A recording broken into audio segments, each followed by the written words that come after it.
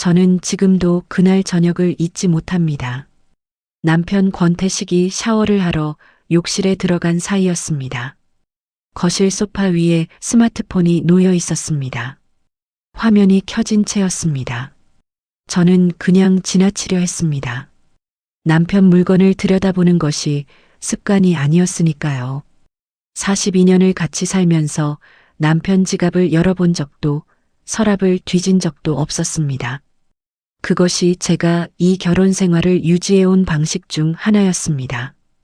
묻지 않고 보지 않고 넘기는 것. 그런데 그날은 달랐습니다. 소파를 지나치다가 스마트폰 화면이 눈에 들어왔습니다. 화면에 메시지 알림이 떠 있었습니다. 저는 무심코 내려다봤습니다.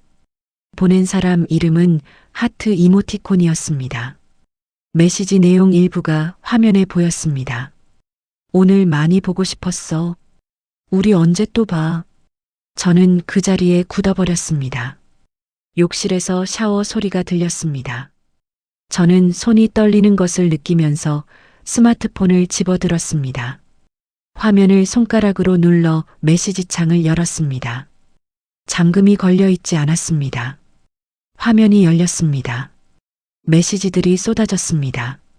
오늘 하루 어땠어? 당신 생각에 잠이 안 와. 다음 주 또 볼 수 있을까? 보내는 사람은 하트 이모티콘이었고 받는 사람은 제 남편이었습니다. 그리고 제 남편의 답장들이 있었습니다. 나도 보고 싶었어. 조만간 시간 내볼게. 당신 덕분에 요즘 살 것 같아. 살 것 같아. 저는 그 문장을 읽으면서 손에서 스마트폰이 떨어질 뻔했습니다. 42년을 함께 산 남편이 다른 사람 덕분에 살 것 같다고 했습니다. 욕실에서 샤워 소리가 계속 들렸습니다. 저는 스마트폰을 원래 자리에 내려놓고 주방으로 들어갔습니다. 싱크대 앞에 서서 차가운 물을 틀었습니다. 손을 물 아래 넣었습니다. 심장이 너무 빠르게 뛰었습니다. 저는 오정숙입니다. 올해로 64살입니다. 경기도의 작은 도시에서 태어나 22살에 권태식과 결혼했습니다. 그때부터 지금까지 42년이 흘렀습니다. 남편은 공무원이었습니다. 3년 전에 퇴직했습니다. 저는 결혼과 동시에 직장을 그만두었습니다. 시어머니 박말순이 며느리는 집에 있어야 한다고 했습니다. 저는 그 말을 따랐습니다. 그것이 처음 제가 내려놓은 것이었습니다. 그 다음부터 내려놓은 것들은 셀 수가 없었습니다. 권태식이 욕실에서 나왔습니다. 저는 주방에서 무언가를 정리하는 척했습니다. 권태식이 소파로 가서 스마트폰을 집어들었습니다. 저는 등 뒤에서 그 소리를 들으면서 숨을 참았습니다. 권태식이 말했습니다. 자기야, 저녁 뭐야? 저는 말했습니다. 찌개 끓였어요. 권태식이 말했습니다. 알았어. 목소리가 평소와 다르지 않았습니다. 아무것도 모르는 사람의 목소리였습니다.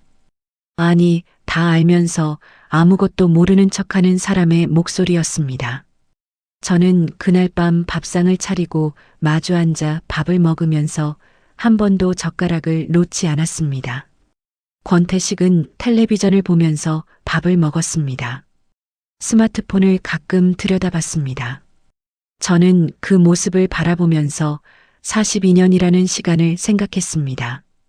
이 사람과 함께한 42년. 그 세월이 지금 이 식탁 위에서 어떤 의미인지 저는 알 수 없었습니다. 그날 밤 잠들지 못했습니다. 남편이 코를 골며 자는 소리를 들으면서 천장을 바라봤습니다. 오늘 많이 보고 싶었어. 당신 덕분에 살 것 같아. 그 문장들이 머릿속에서 떠나지 않았습니다. 저는 새벽 2시가 되어서야 눈을 감았습니다. 울지 않았습니다. 아직 울 준비가 되지 않았습니다. 저는 22살에 이 집으로 왔습니다. 경기도 외곽의 오래된 단독주택이었습니다. 시어머니 박말순이 살고 있는 집이었습니다. 당시 시어머니는 47살이었습니다. 지금 제 나이보다 어렸습니다. 하지만 그때의 시어머니는 저에게 세상에서 가장 무서운 사람이었습니다. 첫날부터 그랬습니다. 결혼식이 끝나고 시댁에 들어간 첫날 밤 시어머니가 말했습니다. 며느리는 시어른보다 1시간 먼저 일어나야 해. 저는 고개를 숙이며 알겠습니다 했습니다. 다음 날 새벽 5시에 일어났습니다. 시어머니는 6시에 일어나셨습니다. 저는 이미 아침 준비를 마쳐두었습니다. 시어머니가 부엌을 둘러보고 말씀하셨습니다. 된장이 너무 짜네. 저는 다시 고개를 숙였습니다. 죄송합니다 했습니다. 그것이 시작이었습니다. 42년의 시작이었습니다. 시어머니는 매사에 흠을 잡으셨습니다. 제가 만든 음식은 늘 간이 맞지 않았습니다. 제가 정리한 집은 늘 어딘가 지저분했습니다. 제가 낳은 아이들은 제가 잘못 키운다고 하셨습니다. 제가 입은 옷은 너무 화려하거나 너무 수수하거나 했습니다.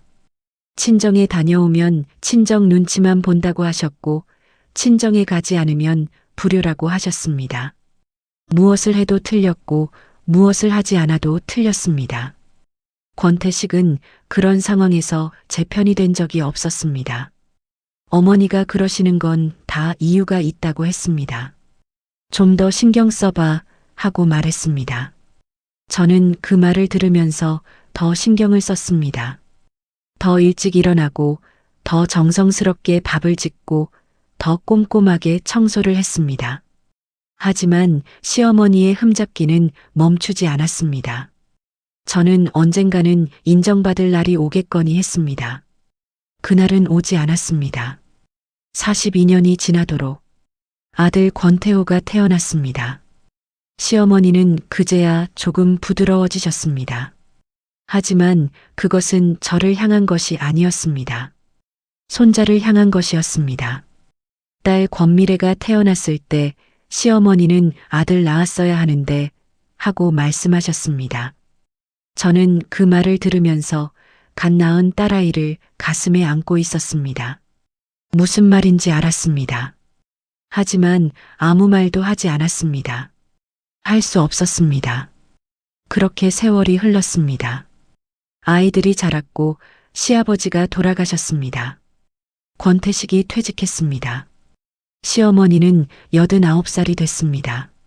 치매 증상이 조금씩 오셨지만 저를 구박하는 것만큼은 여전했습니다.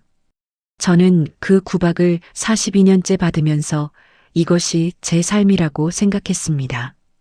이것이 당연한 것이라고 생각했습니다. 그런데 그날 밤 스마트폰 화면에서 본 문장이 그 생각을 흔들었습니다. 당신 덕분에 살 것 같아. 권태식이 다른 여자에게 했던 그 말. 저는 이 집에서 42년을 살았습니다. 밥을 짓고 빨래를 하고 시어머니 구박을 받고 아이들을 키웠습니다. 그런데 권태식은 다른 여자 덕분에 살 것 같다고 했습니다. 저는 그날 처음으로 생각했습니다. 42년 동안 저는 무엇을 위해 살았는가? 그리고 지금부터 무엇을 해야 하는가? 그 생각이 씨앗이 됐습니다. 아주 작고 조용한 씨앗이었지만 저는 그것이 자라날 것이라는 것을 알았습니다. 의심은 한번 싹을 틔우면 뿌리를 멈추지 않습니다. 스마트폰 화면에서 그 메시지를 본 날로부터 저는 달라졌습니다. 겉으로는 아무것도 달라지지 않았습니다. 새벽에 일어나 밥을 짓고 시어머니 약을 챙기고 권태식 아침상을 차렸습니다. 하지만 속으로는 계속 그 문장이 맴돌았습니다. 당신 덕분에 살 것 같아.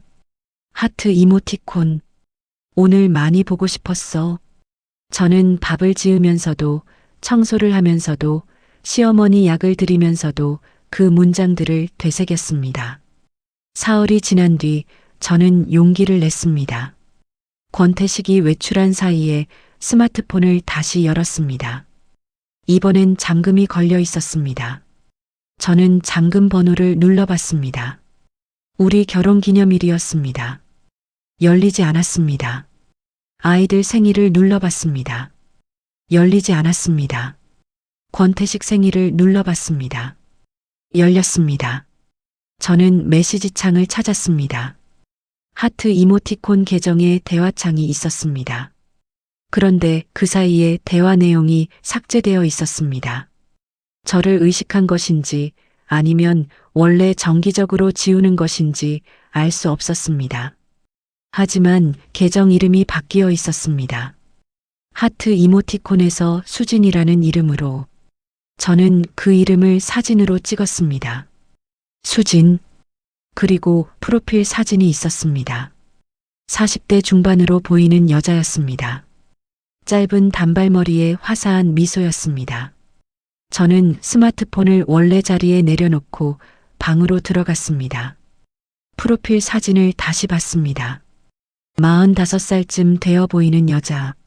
저보다 20살 가까이 어린 여자였습니다. 권태식이 그 여자와 메시지를 주고받고 있었습니다. 오늘 보고 싶었어. 당신 덕분에 살 것 같아. 저는 그 사진을 오래 바라봤습니다. 분노가 올라오는 것 같았지만 그것이 분노인지 슬픔인지 구별이 되지 않았습니다. 그냥 묵직한 것이 가슴을 짓눌렀습니다. 그날 오후 절친 이순덕에게 전화를 했습니다. 이순덕은 저와 25년 지기였습니다. 동네 문화센터에서 처음 만났습니다.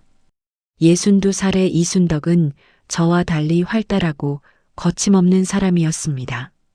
스마트폰을 저보다 훨씬 잘 다뤘습니다. 자식들한테 배웠다며 SNS도 하고 유튜브도 보는 사람이었습니다. 저는 이순덕에게 전화해서 만나자고 했습니다. 목소리만 들어도 이순덕이 알아챘습니다. 정수가 무슨 일 있어? 저는 말했습니다. 만나서 이야기할게. 카페에서 마주 앉은 이순덕에게 저는 스마트폰 화면에서 본 것을 이야기했습니다. 이순덕이 커피잔을 내려놓으면서 눈이 커졌습니다. 정수가 진짜야. 저는 고개를 끄덕였습니다. 이순덕이 말했습니다. 사진 찍어뒀어.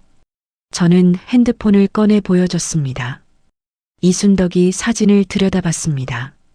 그러더니 말했습니다. 정수가 나한테 맡겨봐. 이 여자 이름이 수진이고 프로필 사진이 있으면 찾을 수 있어. SNS 한번 뒤져볼게. 저는 이순덕을 바라봤습니다. 이 친구가 뭘 할 수 있을지 반신반의했습니다. 하지만 저는 혼자서는 아무것도 할 수 없었습니다. 스마트폰도 잘 모르고 SNS도 한 번도 해본 적이 없었습니다. 42년을 집안에서만 살아온 결과였습니다. 저는 말했습니다. 순덕아, 부탁해.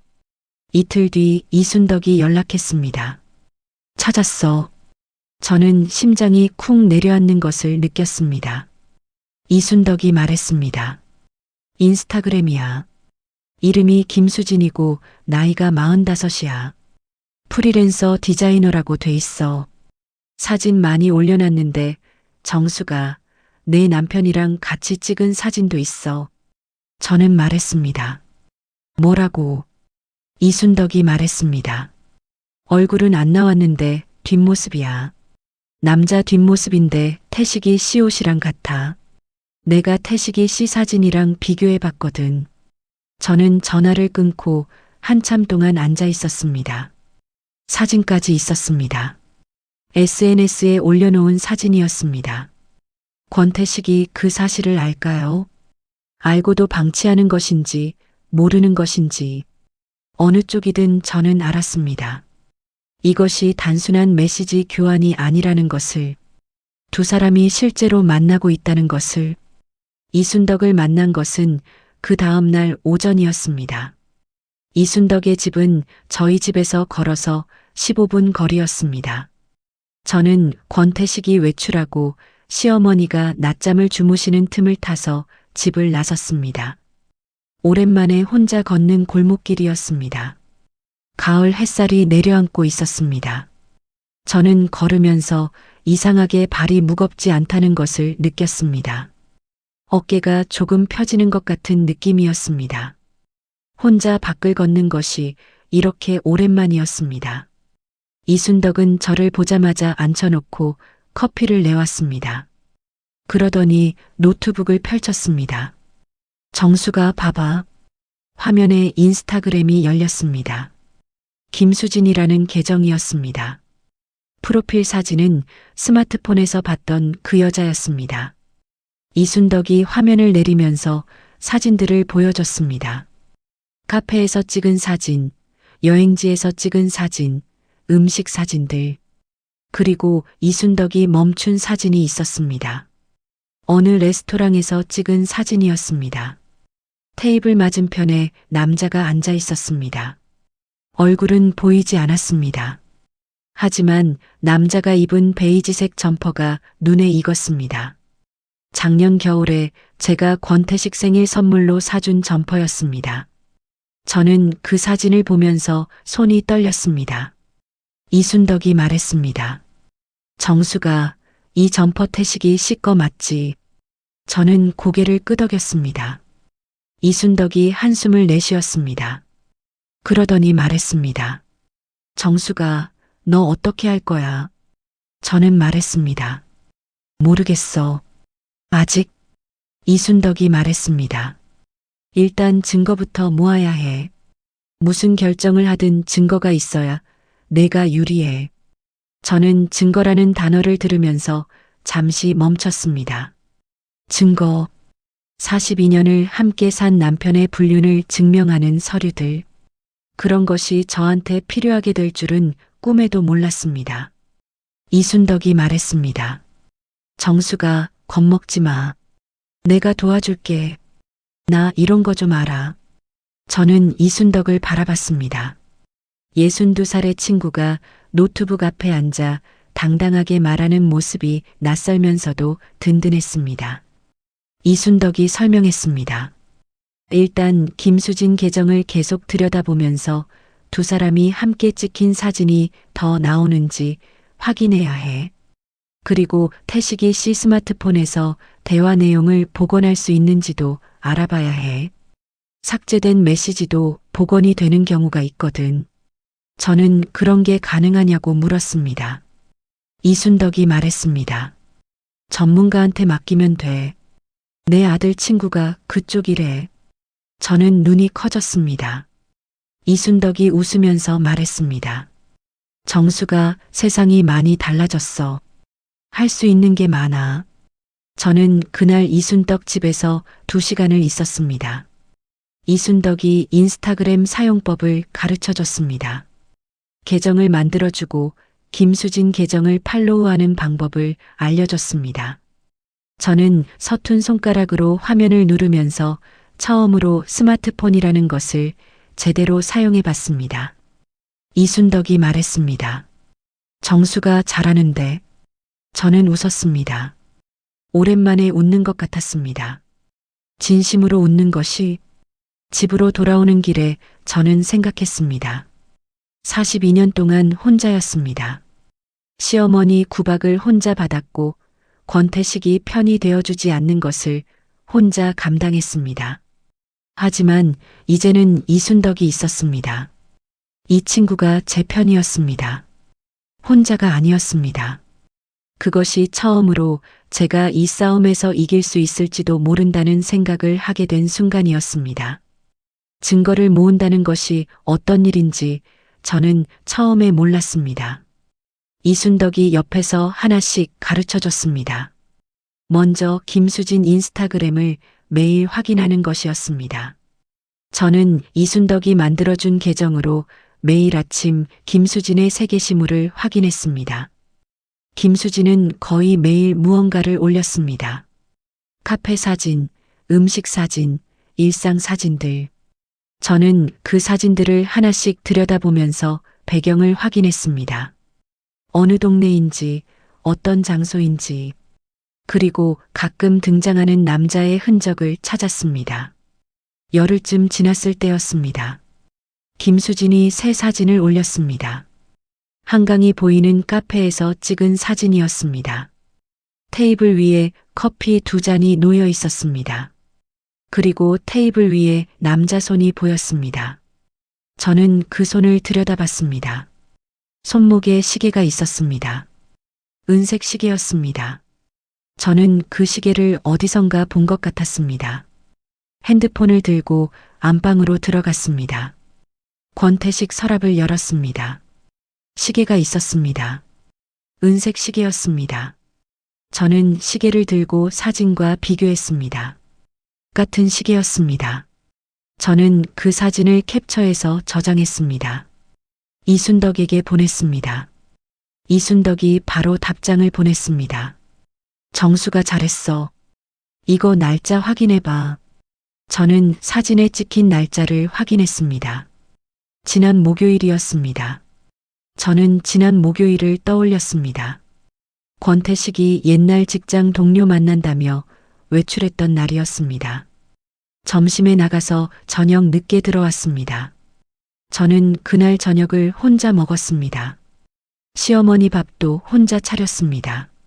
저는 수첩을 꺼냈습니다. 날짜를 적었습니다.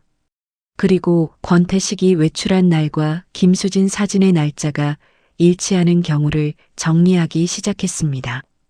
이순덕과 함께 지난 석 달치를 맞춰봤습니다. 일치하는 날이 6번이었습니다.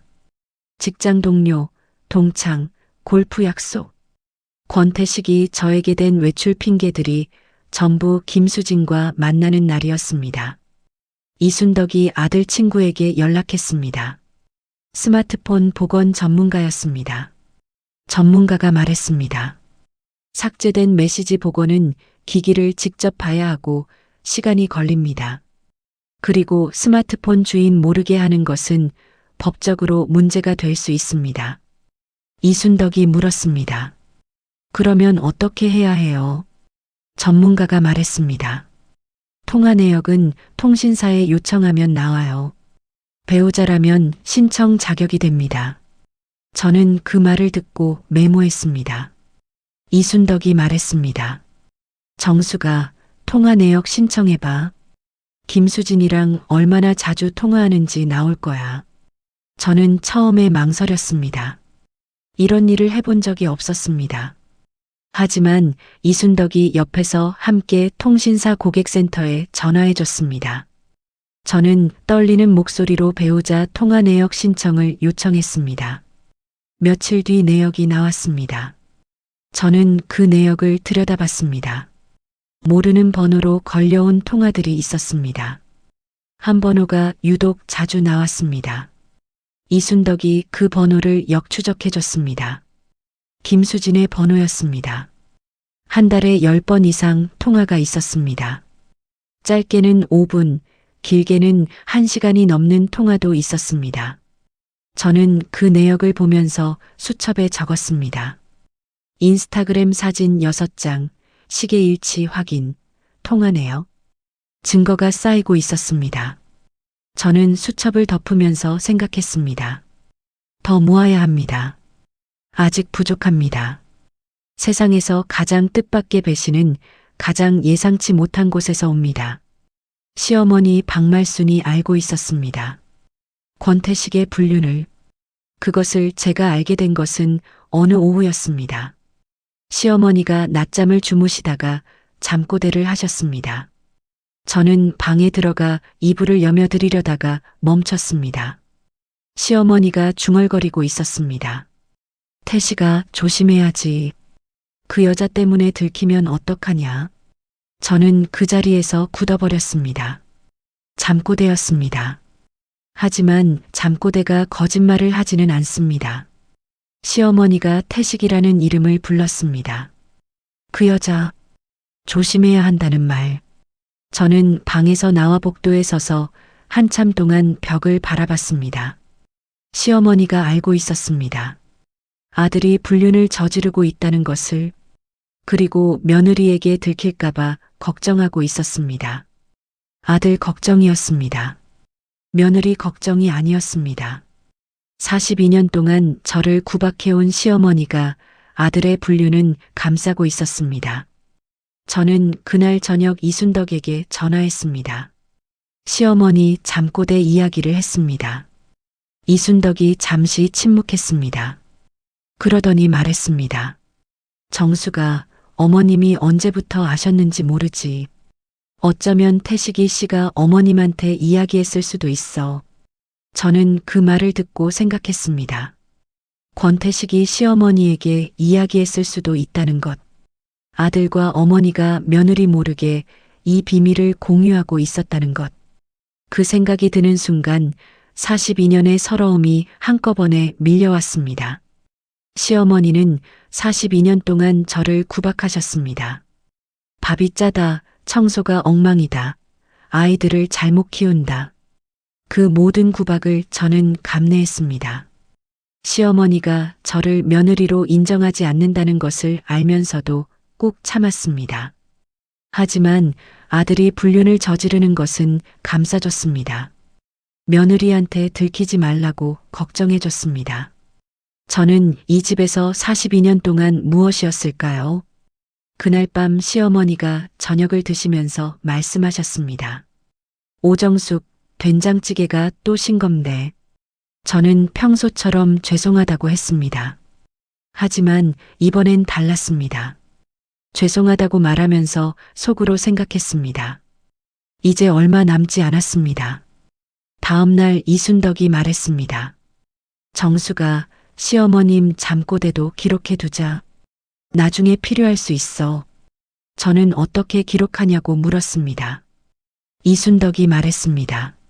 날짜랑 내용을 수첩에 써두면 돼. 그리고 정수가 이제 슬슬 변호사 이야기를 해야 할 것 같아. 내가 아는 사람이 있어. 이혼 전문 변호사야. 저는 변호사라는 단어를 듣는 순간 가슴이 두근거렸습니다. 이혼. 그 단어를 처음으로 구체적으로 생각했습니다. 두렵지 않다고 하면 거짓말이었습니다. 64살에 이혼을 한다는 것. 42년을 살아온 집을 나온다는 것. 하지만 한편으로는 이상하게 마음이 가벼워지는 것을 느꼈습니다. 오래된 짐을 내려놓으려는 사람의 가벼움이었습니다. 저는 이순덕에게 말했습니다. 순덕아, 그 변호사 연결해줘. 이순덕이 웃으면서 말했습니다. 우리 정숙이 이제 제대로 시작하는구나. 저는 그 말에 웃었습니다. 늦었지만 이제 시작이었습니다. 아들 권태호가 눈치를 챈 것은 제가 변호사를 만나기로 한 날 이후였습니다. 저는 변호사 최영진을 만나러 가면서 권태식에게 친구 만나러 간다고 했습니다. 거짓말이었습니다. 42년을 살면서 남편에게 거짓말을 한 것이 손에 꼽을 정도였는데 그날은 거침없이 말이 나왔습니다. 권태식은 텔레비전을 보면서 그래 하고 말했습니다. 관심도 없었습니다. 저는 그 모습을 보면서 오히려 마음이 편했습니다. 변호사 사무실에서 돌아오는 길에 아들 권태호에게서 전화가 왔습니다. 엄마, 요즘 좀 이상한 것 같아. 어디 아파? 저는 말했습니다. 아니야, 괜찮아. 태호가 말했습니다. 얼마 전에 아버지한테 전화했는데 아버지가 엄마 요즘 뭔가 다른 것 같다고 하더라. 저는 그 말을 듣고 멈췄습니다. 권태식이 아들에게 저 이야기를 했습니다. 제가 이상하게 변했다는 이야기를, 제가 무언가를 눈치챈 것 같다는 뜻이었습니다. 저는 태호에게 말했습니다. 별일 없어? 걱정 마. 전화를 끊고 나서 생각했습니다. 권태식이 움직이기 시작했습니다. 아들에게 먼저 이야기를 흘린 것은 아들을 자기 편으로 만들려는 것이었습니다. 저는 그 의도를 알아챘습니다. 며칠 뒤 태호가 집에 왔습니다. 저는 밥을 차렸습니다. 넷이서 식탁에 앉았습니다. 권태식, 시어머니, 태호, 그리고 저. 식사 내내 권태식은 아무 일 없다는 듯이 태호에게 이런저런 이야기를 했습니다. 시어머니도 손자 왔다고 좋아하셨습니다. 저는 조용히 밥을 먹었습니다. 태호의 눈이 가끔 저를 향했습니다. 식사가 끝난 뒤 태호가 저에게 말했습니다. 엄마, 잠깐 이야기해. 우리 둘은 안방으로 들어갔습니다. 태호가 문을 닫고 낮은 목소리로 말했습니다. 엄마, 설마 이혼 생각하는 거 아니지? 저는 태호를 바라봤습니다. 40살의 아들이었습니다. 눈빛이 불안했습니다. 저는 말했습니다. 왜 그런 생각을 해? 태호가 말했습니다. 아버지가 엄마 요즘 이상하다고 했어. 그리고 엄마, 솔직히 말해줘. 무슨 일 있어? 저는 잠시 생각했습니다. 태호에게 아직 말할 때가 아니었습니다. 증거가 더 필요했고 변호사와 전략을 더 짜야 했습니다. 저는 말했습니다. 태호야, 별일 없어? 그냥 나이 드니까 생각이 많아지는 거야. 태호가 말했습니다. 엄마, 아버지한테 뭔가 섭섭한 거 있으면 이야기해. 대화로 풀면 되잖아. 저는 그 말을 듣고 잠시 눈을 감았습니다. 대화로 풀면 된다. 42년을 참아온 것을 대화로 풀라는 말이었습니다. 태호는 아직 아무것도 몰랐습니다. 저는 말했습니다. 알겠어, 태호야. 걱정 마. 태호가 돌아가고 난 뒤 저는 이순덕에게 전화했습니다. 태호 이야기를 했습니다. 이순덕이 말했습니다. 정수가 예상했던 일이야. 태식이 씨가 먼저 아들을 자기 편으로 만들려는 거야. 지금은 태호한테 아무 말도 하지 마. 때가 되면 태호도 알게 될 거야. 저는 고개를 끄덕이면서 말했습니다. 알아. 근데 순덕아, 내 아들이 아버지 편에 서면 어떡하지? 이순덕이 말했습니다. 정수가 진실을 알고 나서도 아버지 편에 서는 자식은 없어. 태호가 진실을 알면 달라질 거야. 저는 그 말을 믿기로 했습니다. 믿어야 했습니다. 딸 권미래가 눈치를 챈 것은 태호보다 훨씬 빨랐습니다. 미래는 38살로 서울에서 직장을 다니고 있었습니다. 태호보다 2살 아래였습니다. 어릴 때부터 눈치가 빠르고 감이 좋은 아이였습니다. 할머니 구박 속에서도 제 편을 들어줬던 아이였습니다. 중학교 때 할머니가 저에게 심하게 구박하는 것을 보고 할머니한테 왜 그러세요? 하고 대들었다가 혼난 적도 있었습니다. 저는 그때 미래를 말렸습니다. 어른한테 그러는 거 아니야 하고. 하지만 속으로는 그 아이가 너무 고마웠습니다. 미래가 갑자기 연락을 해온 것은 태호가 다녀간 지 사흘 뒤였습니다. 엄마, 이번 주말에 내려가도 돼. 저는 물론이라고 했습니다.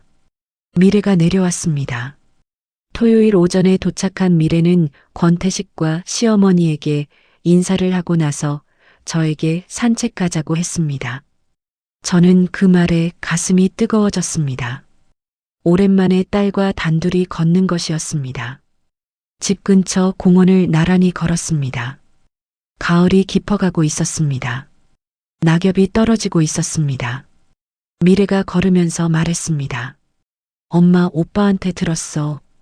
아버지가 엄마 이상하다고 했다고. 저는 말했습니다. 별거 아니야.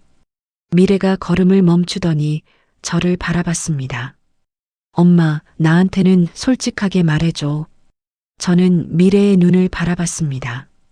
38살의 딸이었습니다. 그 눈빛이 어릴 때나 지금이나 똑같았습니다. 엄마 편인 눈이었습니다. 저는 잠시 망설였습니다. 하지만 이순덕 말이 맞았습니다. 미래에게는 말해도 됐습니다. 이 아이는 제 편이었습니다. 저는 천천히 말했습니다. 미래야, 아버지가 다른 여자를 만나고 있어. 미래가 굳었습니다. 저는 계속 말했습니다. 스마트폰에서 우연히 메시지를 봤어. 그 다음부터 확인해 봤더니 맞더라고. 통화 내역도 있고 사진도 있어. 미래가 오랫동안 말이 없었습니다. 그러더니 낮은 목소리로 물었습니다. 엄마, 언제부터야? 저는 모른다고 했습니다. 확인된 것은 석 달이지만 더 오래됐을 수도 있다고 했습니다. 미래가 눈을 감았습니다. 턱이 떨렸습니다. 저는 미래의 손을 잡았습니다. 미래가 눈을 뜨면서 말했습니다. 엄마, 이혼할 거야. 저는 고개를 끄덕였습니다. 미래가 말했습니다. 잘하는 거야. 엄마, 진작에 그랬어야 했어. 저는 그 말에 눈물이 날 뻔했습니다. 진작에. 미래가 말했습니다. 할머니 구박에, 아버지 뒷바라지에 엄마 평생 얼마나 힘들었어. 이제 엄마가 사는 거야. 저는 미래를 꼭 안았습니다. 미래도 저를 안았습니다. 공원 벤치 옆에서 둘이 한참 동안 그렇게 있었습니다. 미래가 서울로 올라가기 전에 말했습니다. 엄마, 나 도울 수 있는 거 다 할게. 변호사 비용도 내가 보탤게. 저는 괜찮다고 했습니다. 미래가 말했습니다. 엄마, 나 엄마 편이야. 무슨 일이 있어도. 저는 그 말을 들으면서 42년 만에 처음으로 생각했습니다. 저한테 이렇게 든든한 편이 있었구나. 왜 몰랐을까요? 이 아이가 항상 제 곁에 있었는데. 미래가 올라간 뒤 저는 이순덕에게 전화했습니다. 미래한테 이야기했다고 했습니다. 이순덕이 말했습니다. 잘했어, 정수가. 이제 내 편이 셋이야. 나, 미래, 그리고 변호사. 저는 그 말을 들으면서 웃었습니다. 셋이었습니다. 42년을 혼자 버텨왔는데 이제 셋이 제 편이었습니다. 그것만으로도 충분히 싸울 수 있었습니다. 변호사 최영진의 사무실은 경기도 시내 중심가에 있었습니다. 이순덕이 소개해준 변호사였습니다. 50살의 남자 변호사였습니다. 이혼 전문이라고 했습니다. 저는 처음에 여자 변호사를 원했습니다. 하지만 이순덕이 말했습니다. 정수가, 최영진 변호사가 이쪽에서는 알아줘. 실력이 중요해. 저는 그 말을 따랐습니다. 사무실에 들어서면서 저는 긴장했습니다. 변호사 사무실이라는 곳에 처음 와봤습니다. 최영진 변호사는 차분하고 꼼꼼한 사람이었습니다. 저를 맞이하면서 편하게 말씀하세요 했습니다. 저는 그 말에 조금 긴장이 풀렸습니다. 이순덕도 함께 왔습니다. 저 혼자 오기가 두려웠습니다. 저는 처음부터 이야기했습니다. 스마트폰 메시지를 우연히 본 것, 김수진의 인스타그램을 찾은 것, 시계 사진 일치, 외출 날짜 일치, 통화 내역. 최영진 변호사가 메모를 하면서 들었습니다. 다 듣고 나서 말했습니다. 지금까지 모으신 증거들이 상당합니다. 불륜 입증에는 충분한 수준에 근접해 있습니다. 하지만 두 사람이 실제로 함께 있는 사진이 있으면 더 좋습니다. 저는 물었습니다. 어떻게 구해요? 최영진 변호사가 말했습니다. 두 가지 방법이 있습니다. 하나는 두 사람이 만나는 현장을 직접 사진으로 찍는 것이고 또 하나는 탐정사무소에 의뢰하는 것입니다. 탐정이요. 저는 그 단어를 들으면서 드라마에서나 나오는 이야기 같다고 생각했습니다.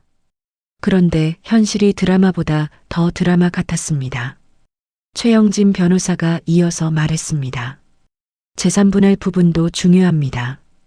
결혼 기간이 42년이니 상당한 분할이 가능합니다. 남편분 퇴직연금, 부동산, 금융 자산 등을 파악해 두셔야 합니다. 저는 수첩을 꺼내 적었습니다. 최영진 변호사가 말했습니다. 그리고 어머님, 한 가지 더 말씀드릴게요. 결혼 기간 중 아내로서 기여한 부분이 인정됩니다. 42년 동안 가사와 육아를 전담하셨다면 재산 분할에서 유리한 위치에 서실 수 있습니다. 저는 그 말을 듣고 잠시 말이 막혔습니다. 제가 42년 동안 한 일들이 법적으로 기여로 인정된다는 것이었습니다. 밥을 짓고 빨래를 하고 시어머니 구박을 받으면서 버텨온 그 세월이 법정에서 의미를 갖는다는 것이었습니다. 저는 눈물이 날 것 같았습니다. 참았습니다. 사무실을 나오면서 이순덕이 제 팔을 잡았습니다. 정수가 잘했어. 이제 진짜 시작이야. 저는 고개를 끄덕이면서 말했습니다. 순덕아, 탐정 이야기 어떻게 생각해? 이순덕이 말했습니다. 나는 찬성이야. 확실한 증거가 있으면 권태식 씨가 발뺌을 못해. 저는 말했습니다. 그럼 알아봐줘. 이순덕이 씩 웃으면서 말했습니다. 내가 이미 알아봤지. 역시 이순덕이었습니다. 탐정이 잡아온 증거 사진은 열흘 뒤에 나왔습니다. 권태식과 김수진이 한 카페에서 나오는 모습이었습니다. 두 사람이 나란히 걷고 있었습니다. 권태식이 김수진의 어깨에 손을 올리고 있었습니다. 저는 그 사진들을 받아들고 한참 동안 바라봤습니다. 분노가 올라왔습니다. 하지만 그 분노가 저를 무너뜨리지 않았습니다. 오히려 더 단단하게 만들었습니다. 저는 사진들을 최영진 변호사에게 전달했습니다. 최영진 변호사가 말했습니다. 이제 준비가 됐습니다. 이혼 소송 서류가 완성된 것은 탐정 사진을 받고 일주일 뒤였습니다. 최영진 변호사 사무실에서 서류들을 받아들었습니다. 이혼 청구서, 위자료 청구서, 재산분할 청구서, 종이 몇 장이었습니다. 하지만 그 안에 42년이 담겨 있었습니다. 저는 그 서류들을 손에 쥐면서 손이 떨리지 않는 것을 느꼈습니다. 이상했습니다. 이렇게 큰 결정 앞에서 손이 떨리지 않는다는 것이, 하지만 생각해보면 당연했습니다. 이 결정을 오기까지 이미 마음속에서 수없이 연습했습니다. 최영진 변호사가 말했습니다. 서류가 권태식 씨에게 송달되면 바로 반응이 올 겁니다. 합의를 요구할 수도 있고 강하게 반발할 수도 있습니다. 어떤 경우든 저를 통해서만 소통하세요. 직접 이야기하시면 안 됩니다. 저는 고개를 끄덕였습니다. 서류가 송달된 날은 수요일이었습니다. 저는 그날 이순덕 집에 가 있었습니다. 권태식이 서류를 받는 순간을 같은 공간에서 맞닥뜨리고 싶지 않았습니다. 이순덕이 커피를 내주면서 말했습니다. 정수가 오늘 잘 버텨야 해. 저는 고개를 끄덕였습니다. 오후 2시쯤 권태식에게서 전화가 왔습니다. 저는 받지 않았습니다. 연이어 3번 더 왔습니다. 받지 않았습니다. 그러더니 문자가 왔습니다. 이게 무슨 짓이야? 당장 집으로 와. 저는 그 문자를 읽고 최영진 변호사에게 보냈습니다. 최영진 변호사가 답장을 보내왔습니다. 무시하세요. 앞으로 모든 연락은 저를 통해 하라고 하세요. 저는 권태식에게 짧게 문자를 보냈습니다. 앞으로 연락은 변호사 통해서 하세요. 그것이 전부였습니다. 42년을 함께 산 남편에게 보낸 문자가 그것이었습니다. 이상하게 후련했습니다.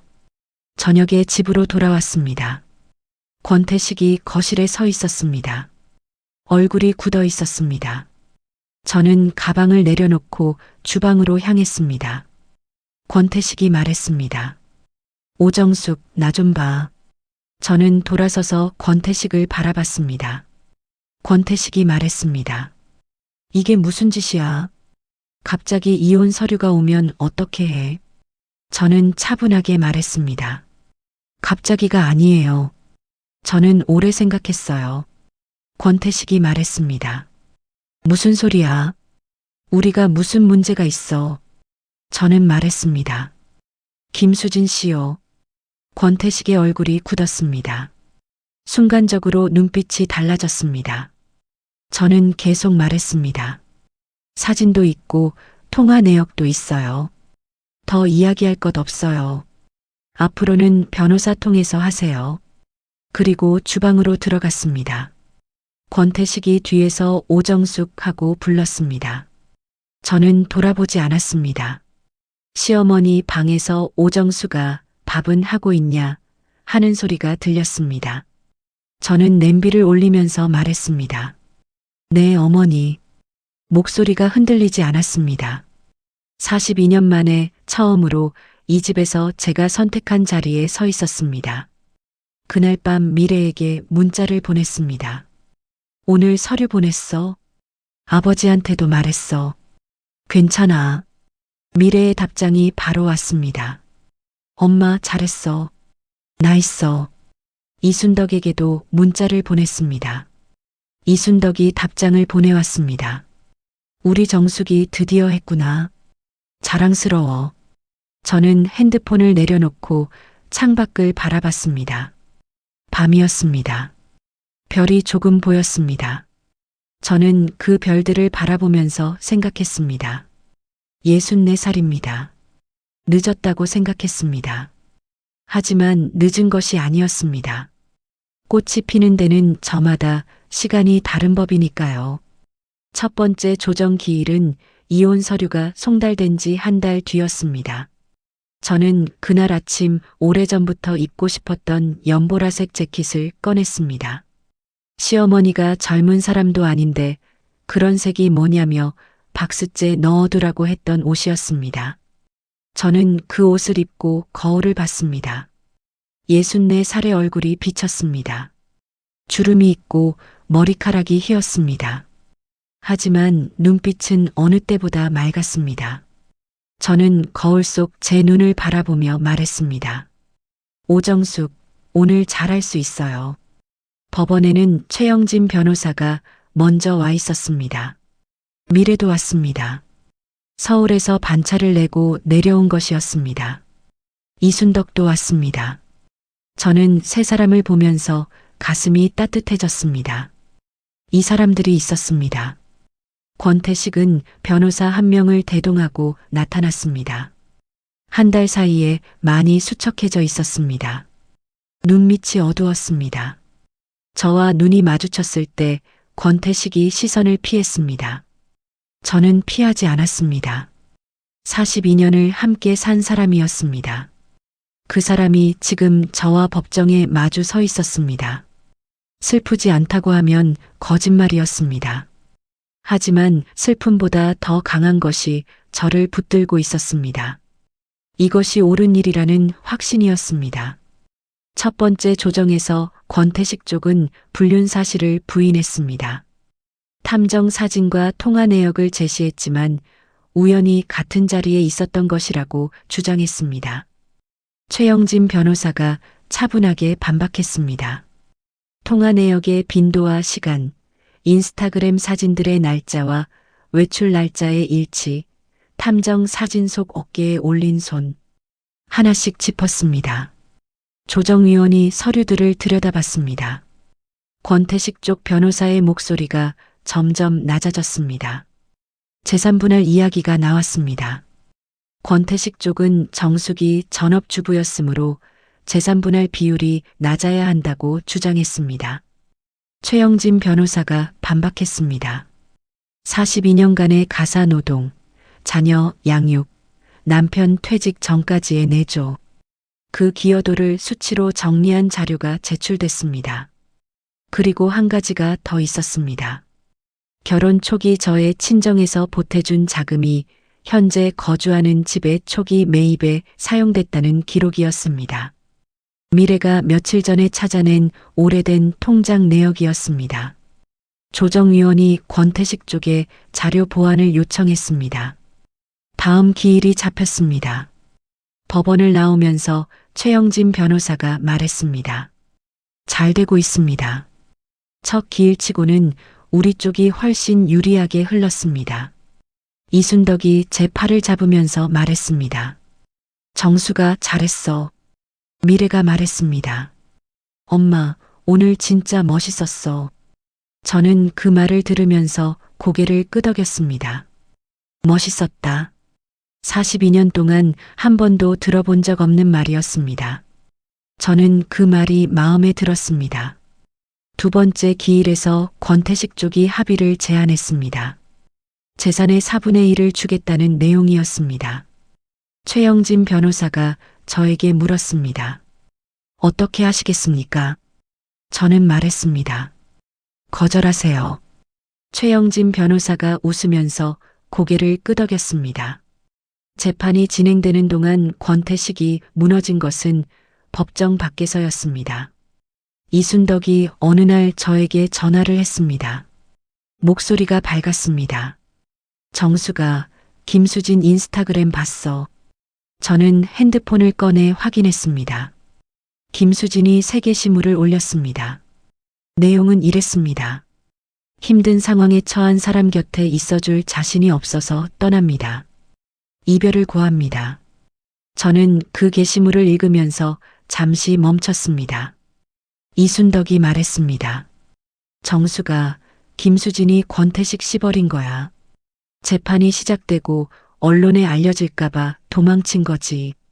저는 그 말을 들으면서 피식 웃음이 났습니다. 권태식이 그 여자 덕분에 살 것 같다고 했습니다. 그 여자가 힘든 상황에 처한 사람 곁에 있어줄 자신이 없다며 떠났습니다. 42년을 버텨온 저와 도망친 그 여자가 대비됐습니다. 저는 그 생각을 오래 두지 않았습니다. 그것이 중요한 것이 아니었습니다. 권태식이 흔들린 것은 그 직후였습니다.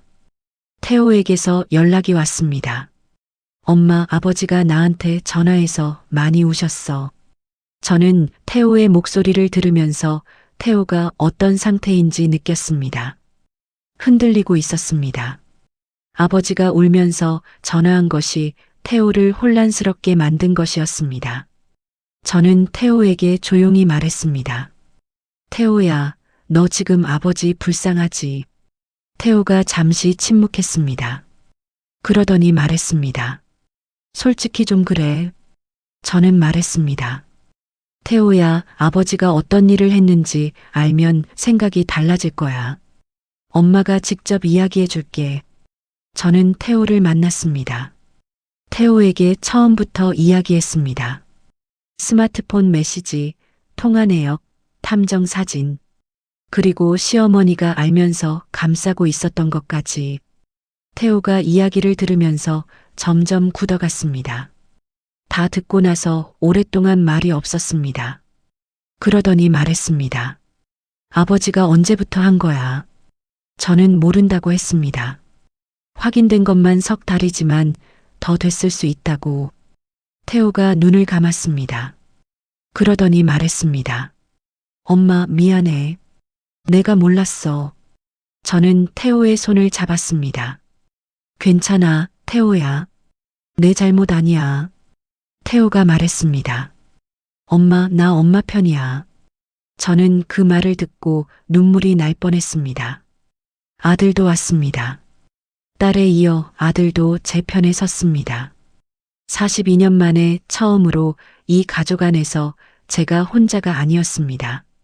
권태식의 두 번째 변화는 재판부에서 불륜 사실을 사실상 인정하는 방향으로 기울기 시작한 뒤였습니다. 탐정 사진과 통화 내역, 인스타그램 증거들이 쌓이면서 권태식 쪽 변호사가 방어적으로 돌아섰습니다.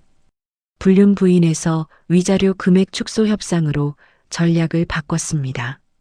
그것이 사실상 불륜을 인정한 것이었습니다. 권태식이 세 번째로 흔들린 것은 직장 동료들 때문이었습니다. 권태식의 오랜 직장 동료 한 명이 이 사건을 알게 됐습니다. 어떻게 알게 됐는지는 알 수 없었습니다. 하지만 소문은 빠르게 퍼졌습니다. 퇴직 공무원들 모임에서 권태식의 이야기가 돌기 시작했습니다. 겉으론 점잖은 사람이었는데 하는 말들이 나왔습니다. 권태식이 오랫동안 쌓아온 이미지가 흔들리기 시작했습니다. 태호가 저에게 전화했습니다. 엄마, 아버지가 많이 힘들어하는 것 같아. 저는 말했습니다. 태호야, 아버지가 힘든 것은 아버지가 선택한 결과야. 엄마는 42년이 힘들었어. 태호가 말했습니다. 알아, 엄마. 미안해. 저는 말했습니다. 미안하지 않아도 돼. 내가 엄마 편에 있어줘서 고마워. 그날 밤 저는 이순덕에게 전화했습니다. 이순덕이 말했습니다. 정수가 이제 거의 다 왔어. 조금만 더 버텨. 저는 말했습니다. 버티는 게 아니야, 순덕아. 이제는 걷고 있는 거야. 앞으로 이혼이 확정된 날은 겨울이 막 시작되는 때였습니다. 법원을 나왔을 때 바람이 차가웠습니다. 하지만 햇살이 밝았습니다. 저는 법원 계단 앞에 서서 그 햇살을 잠깐 느꼈습니다. 눈을 감았습니다. 차가운 바람과 따뜻한 햇살이 동시에 얼굴 위에 내려앉았습니다. 저는 그 느낌이 좋았습니다. 오랫동안 잊고 있던 느낌이었습니다. 그냥 서서 바람과 햇살을 느끼는 것. 아무것도 하지 않아도 괜찮은 순간. 재판 결과는 저희 측 주장이 대부분 받아들여졌습니다. 불륜 사실이 인정됐습니다. 위자료는 최영진 변호사가 처음에 청구한 금액의 80%가 인정됐습니다. 재산 분할은 42년의 혼인 기간과 가사 기여도가 충분히 반영됐습니다. 현재 살고 있는 집의 지분 절반과 권태식의 퇴직연금 일부, 금융자산이 저에게 귀속됐습니다. 친정에서 보탠 초기 자금도 인정됐습니다. 최영진 변호사가 판결 내용을 읽어주면서 말했습니다. 예상보다 좋은 결과입니다. 저는 그 말을 들으면서 고개를 끄덕였습니다. 좋은 결과, 돈이 얼마냐의 문제가 아니었습니다. 42년의 시간이 인정받았다는 것이 중요했습니다. 제가 이 결혼 생활에서 한 일들이, 눈에 보이지 않던 그 모든 것들이 법정에서 가치를 인정받았습니다. 그것이 어떤 숫자보다 더 의미 있었습니다. 법원 계단 아래에서 미래가 달려왔습니다. 엄마, 저를 안았습니다. 저도 미래를 안았습니다. 미래의 어깨가 조금 떨렸습니다. 저는 미래의 등을 두드렸습니다. 괜찮아, 미래야. 잘 됐어. 이순덕이 옆에서 박수를 쳤습니다. 혼자 박수를 치면서 말했습니다. 우리 정숙이 해냈어. 저는 이순덕을 바라보면서 웃었습니다. 이 친구가 없었다면 여기까지 오지 못했을 것이었습니다. 태호도 왔습니다. 태호가 말했습니다. 엄마, 수고했어. 저는 태호의 어깨를 두드렸습니다. 너도 수고했어, 태호야. 권태식은 판결이 끝난 뒤 아무 말 없이 변호사와 함께 법원을 나갔습니다. 저는 그 뒷모습을 바라봤습니다. 67살의 남자였습니다. 42년을 함께 산 사람이었습니다. 그 뒷모습을 보면서 저는 분노도 슬픔도 크게 느끼지 않았습니다. 그냥 오래된 무언가가 끝났다는 느낌이었습니다. 오래 묵은 것이 정리된 느낌이었습니다. 가볍지는 않았지만 무겁지도 않았습니다. 그날 저녁 저는 이순덕, 미래, 태호와 함께 저녁을 먹었습니다. 집 근처 작은 한식집이었습니다. 네 사람이 둘러앉아 갈비탕을 먹었습니다. 이순덕이 소주를 시켜서 한 잔씩 따랐습니다. 저는 원래 술을 잘 마시지 않았습니다. 하지만 그날은 한 잔을 다 마셨습니다. 이순덕이 말했습니다. 정수가 건배. 우리 오정숙의 새 출발을 위해. 저는 잔을 들었습니다. 새 출발. 그 단어가 이상하게 가슴에 와 닿았습니다. 64살의 새 출발. 태호가 말했습니다. 엄마, 이제 뭐 하고 싶어? 저는 잠시 생각했습니다. 평생 하고 싶었는데 못했던 것이 무엇인지 생각했습니다. 42년 동안 시어머니 눈치를 보느라 권태식 뒷바라지를 하느라 미뤄둔 것들이 있었습니다. 저는 말했습니다. 그림 배우고 싶어. 미래가 눈이 커졌습니다. 엄마 그림 좋아했어. 저는 말했습니다. 결혼하고 나서 한 번도 못했어. 이순덕이 말했습니다. 내가 다니는 문화센터에 수채화 반 있어. 같이 다니자. 저는 웃었습니다. 그래, 같이 다니자. 그날 밤 저는 새 집으로 들어왔습니다. 법원 판결로 현재 집의 지분을 받았지만 저는 그 집에서 계속 살고 싶지 않았습니다. 권태식과의 기억이 가득한 집이었습니다. 시어머니 구박의 기억이 벽마다 배어 있는 집이었습니다. 저는 미래와 함께 작은 아파트를 알아봤습니다. 경기도 시내의 2층짜리 작은 아파트였습니다. 창이 넓었습니다. 햇살이 잘 들었습니다. 저는 그 집을 처음 봤을 때 알았습니다. 여기라고. 새 집 거실에 처음 혼자 앉았을 때 저는 한참 동안 아무것도 하지 않았습니다. 그냥 앉아 있었습니다. 창밖으로 겨울 하늘이 보였습니다. 파랗고 높았습니다. 저는 그 하늘을 바라보면서 지난 42년을 떠올렸습니다. 새벽 5시에 일어나 밥을 짓던 날들, 된장찌개가 짜다는 소리를 들으며 죄송합니다 하던 날들, 권태식이 편히 되어주지 않아도 꾹 참던 날들, 미래가 할머니에게 대드는 것을 말리면서 속으로 고마워하던 날들, 그 모든 날들이 지나갔습니다. 그리고 지금 저는 이 조용한 거실에 혼자 앉아 있었습니다. 눈물이 날 것 같았습니다. 하지만 울지 않았습니다. 이미 충분히 울었습니다. 이제는 울 시간이 아니었습니다. 며칠 뒤 이순덕과 함께 문화센터에 등록했습니다. 수채화 반이었습니다. 처음으로 붓을 들었습니다. 선생님이 원하는 것을 그려보라고 했습니다. 저는 잠시 생각했습니다. 그러더니 꽃을 그리기 시작했습니다. 활짝 핀 꽃이었습니다. 이름을 알 수 없는 꽃이었습니다. 하지만 밝은 빛깔의 꽃이었습니다. 저는 그 꽃을 천천히 그리면서 생각했습니다. 봄에 피는 꽃이 있고 여름에 피는 꽃이 있습니다.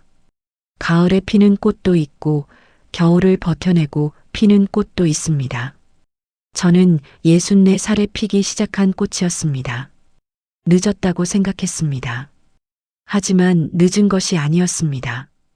이 꽃이 피는 데는 64년이 필요했던 것입니다. 저는 붓을 들고 꽃잎 하나를 더 그렸습니다. 밝고 환한 꽃잎이었습니다. 오정숙의 꽃이 피고 있었습니다.